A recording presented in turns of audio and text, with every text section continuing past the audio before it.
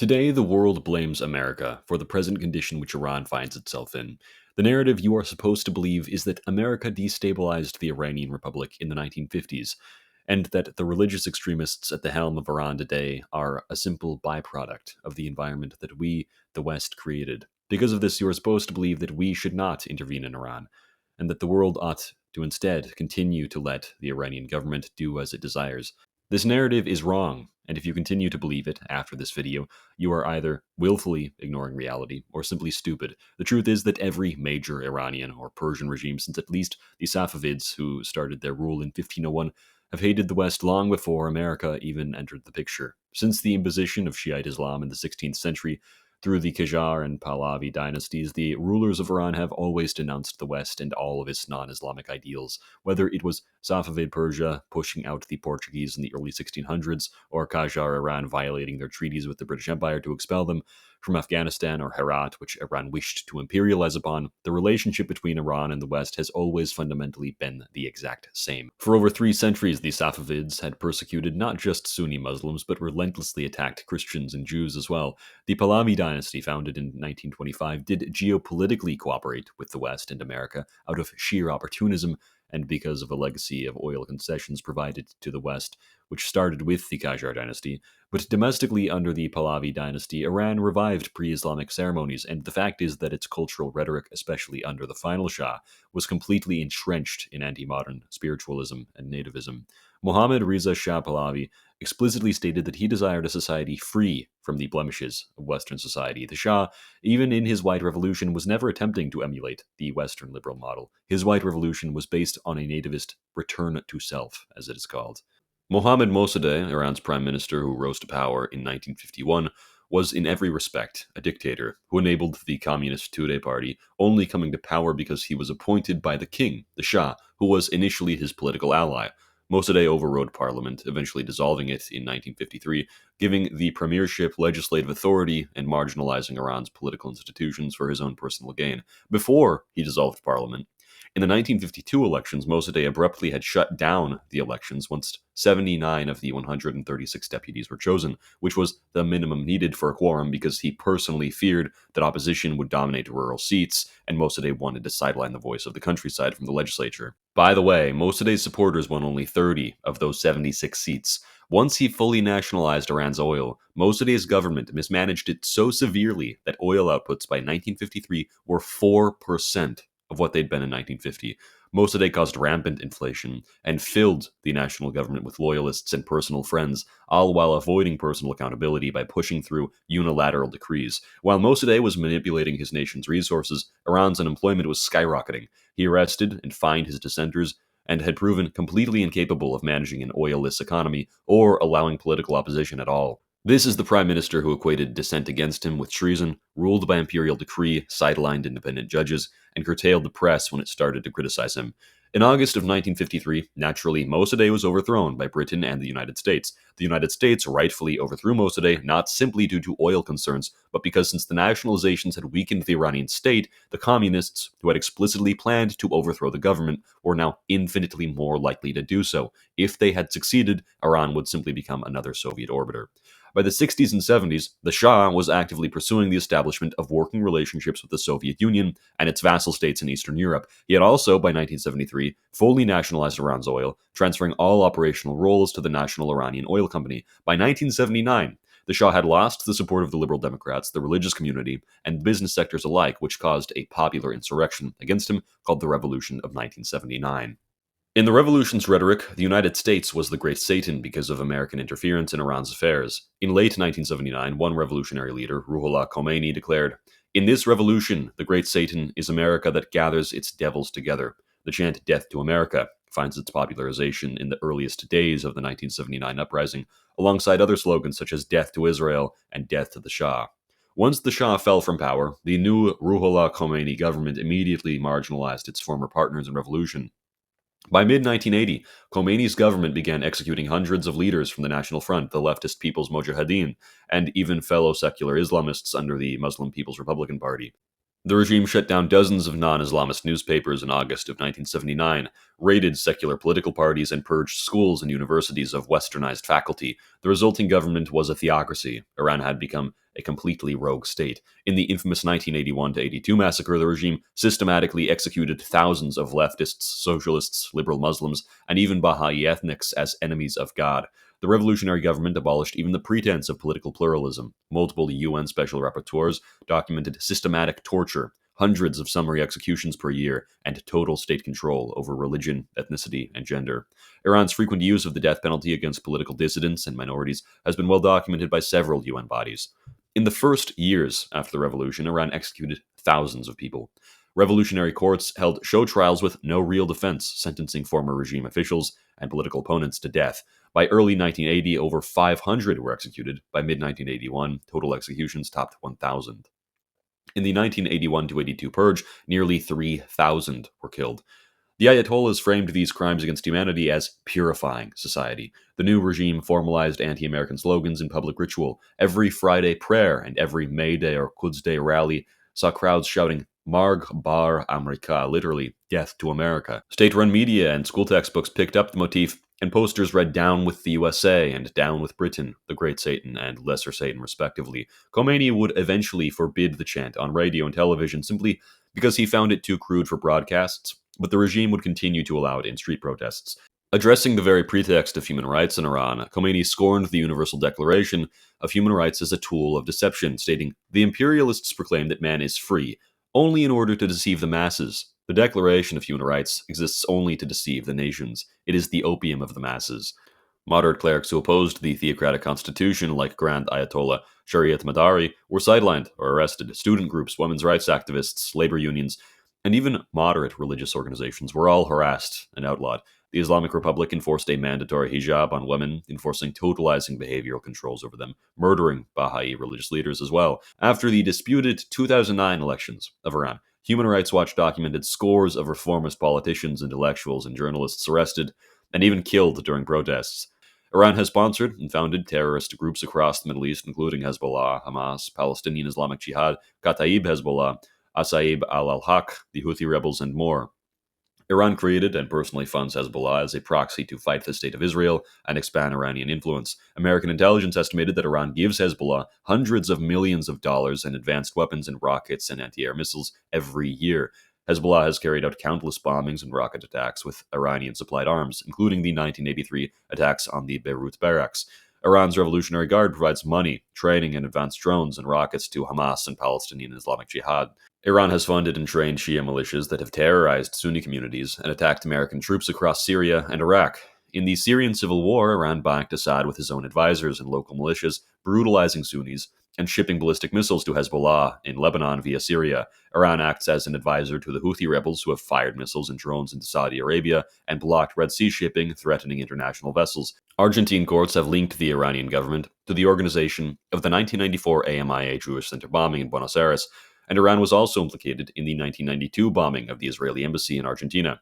More recently, European police have arrested Iranian agents plotting attacks on exiled dissidents in France, Albania, and elsewhere. In April of 2019, the State Department labeled the entire IRGC, or Iranian Revolutionary Guard, a foreign terrorist organization, the first time a national military force has ever received that label. The US Treasury and UN have consistently maintained a sanctions list targeting dozens of Iran's entities and individuals involved in terrorism abroad. A March of 2025 NCTC report noted that IRGC agents were indicted for assassination for hire schemes targeting Iranian dissidents abroad and even American officials. Shahram Poursafi, an IRGC Quds Force operative, has been charged by the US DOJ in attempting to assassinate former National Security Advisor John Bolton, as well as former Secretary of State Mike Pompeo. Our own National Security Council has confirmed that we have been tracking Iranian plans to assassinate President Donald J. Trump for years.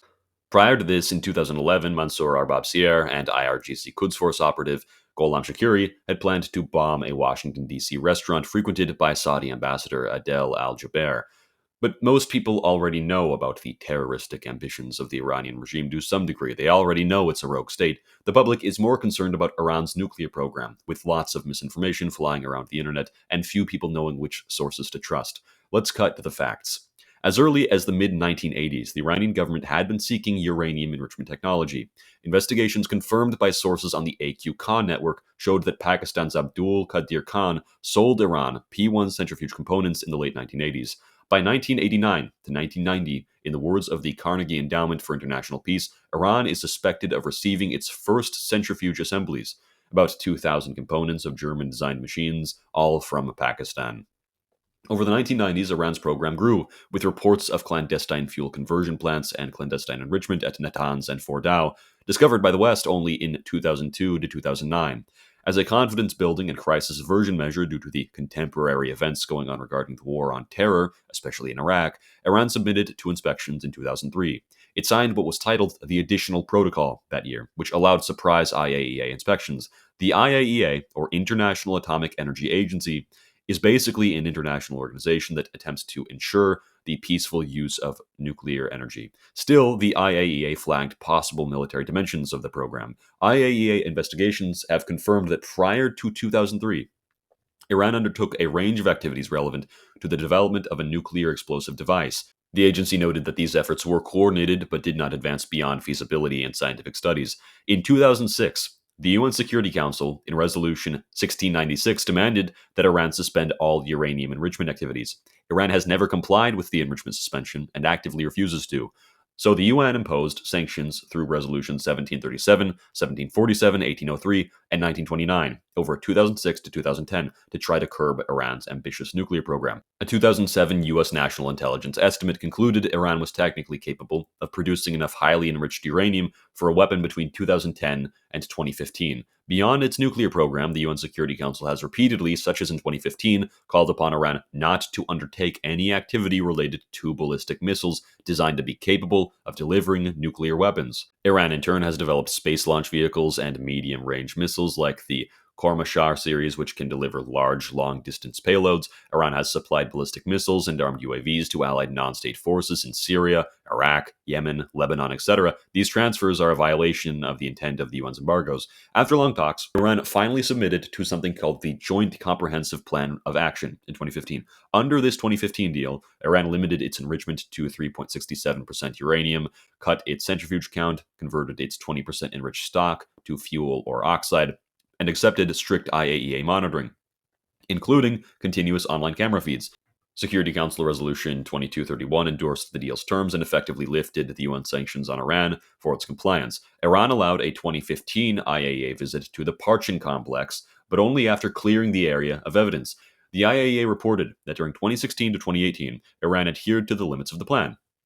But it wasn't that simple. In 2017, Iranian officials publicly rebuffed IAEA requests to inspect military sites. President Rouhani declared Iran's military bases off limits to UN inspectors and called U.S. demands for access basically a pipe dream. This contradicted JCPOA provisions allowing IAEA access to any site where prohibited activities were to be suspected. In April of 2018, Israeli intelligence agents exfiltrated roughly about 110,000 pages of Iran's Project Ahmad files. The Project Ahmad files contained advanced bomb-related research related to uranium metal fuel, neutron generators, and highly explosive tests. When Trump withdrew from the JCPOA in 2018 and reimposed sanctions on Iran, Iran broke even the pretense of compliance. In 2019 to 2021, Iran stopped implementing the additional protocol and even halted some SNAP inspections. I wonder why. One can only wonder why Iran might possibly start halting SNAP inspections. By May of 2025, Iran had about 408.6 kilograms of uranium, enriched to 60%. Do note, that amount of uranium was up from 275 kilograms in February of 2025. Even 42 kilograms of 60% enriched uranium is theoretically enough for one bomb if further enriched to 90%. Iran's total enriched uranium stockpile was about 9,247 kilograms by mid-2025. These numbers have since gone up further. In June of 2022, Iran even removed all IAEA monitoring cameras and surveillance equipment from all of its nuclear sites. The IAEA verified that Iran was using two 166-machine IR-6 centrifuge cascades at Fordow to enrich uranium up to 60%, quite close to weapons grade. The agency was concerned that this substantial change, enabling 60% enrichment, had been implemented without prior notification, inconsistent with Iran's obligations. Iran had only informed the IAEA after the agency had already discovered this change. The November 2023 IAEA report made public the fact that Iran had refused IAEA checks on its heavy water reactor program. It has denied daily access to Natanz and Fordow facilities. It will not permit monitoring of stored centrifuges. Inspectors haven't been able to verify Iran's low enriched uranium feed or track transfers of uranium compounds. Iran has also blocked IAEA centrifuge component inspections as well. In 2023, after an IAEA board resolution regarding undeclared uranium traces, Iran expelled some of the IAEA's inspectors. The agency later reported Iran's cooperation was less than satisfactory in resolving questions about uranium traces at undeclared sites. In July of 2025, in the middle of Iran's military clashes with Israel, Iran's parliament even passed a law barring any cooperation with the IAEA here on out. The IAEA board in 2025 passed a resolution declaring Iran in noncompliance. According to a confidential IAEA report in May of 2025, which covered up to March of 2025, the agency concluded that Iran did not declare nuclear material and nuclear related activities at 3 undeclared locations in Iran, specifically Lavasanshian, Varamin, and Turkuzabad. In May of 2025, Supreme Leader Khamenei made news by overtly endorsing the slogan Death to America. After crowds at a pro-government rally chanted Marg Bar America, Khamenei turned to them and stated, "Your judgment is right," then reiterating, "Americans fully support Israel." Note, by the way, Americans, not just the American government. Americans fully support Israel in the truest sense of the word. Anything said in politics to suggest otherwise is not reality. He equated opposition to Israel with opposition to the American people themselves, further stating, "The people of Gaza are not facing Israel alone. They are facing America and Britain." Iran has repeatedly broken its international commitments, engaged in proxy warfare, systematically abused the rights of its own people and its ethnic minorities. It has attempted to deceive the international community to pursue its own malign nuclear ambitions. With all of this in mind, the case for doing nothing has fallen on its face. Every promise, every protocol, and every resolution has been flouted by Iran. Every single violation it has made has formed an unbroken chain of hostility and lawlessness that has left regional stability and global security in tatters. The only remedy for Iran's repeated breaches of its most fundamental international obligations is decisive intervention. Under the Nuclear Non-Proliferation Treaty and its IAEA Safeguards Agreement, Iran is legally barred from acquiring nuclear weapons and must permit full verification by the IAEA. Yet Iran has repeatedly ignored the IAEA's demands, going back all the way to 2003 and 2012. Iran has violated the Genocide Convention by equipping and funding militia groups such as Hamas and Hezbollah, which have perpetrated sectarian massacres aimed at the destruction of other ethnic communities. It has violated UN Resolution 1373 and 2199 by sheltering, training, and financing terrorist organizations through the IRGC and Quds Force. Iran has used proxies to threaten its neighbors, further violating the UN Charter's prohibition on the threat or use of force. Houthi missile strikes on Saudi and Emirati civilians, militia violence in Iraq, and the provision of bases and weaponry to anti-Israeli forces in Lebanon and Syria have consistently shown how Iran acts with total impunity to destabilize the entire Middle East. Every thread of Iran's conduct, its nuclear deception, its support for genocidal militias, its state-sponsored terrorism, and its open hostility to the civilized world has put the international community in a situation where it can no longer simply sit idly by. This pattern of egregious, ongoing aggression by a rogue state demands collective enforcement. Anything less is a dereliction of the world's duty to safeguard international security.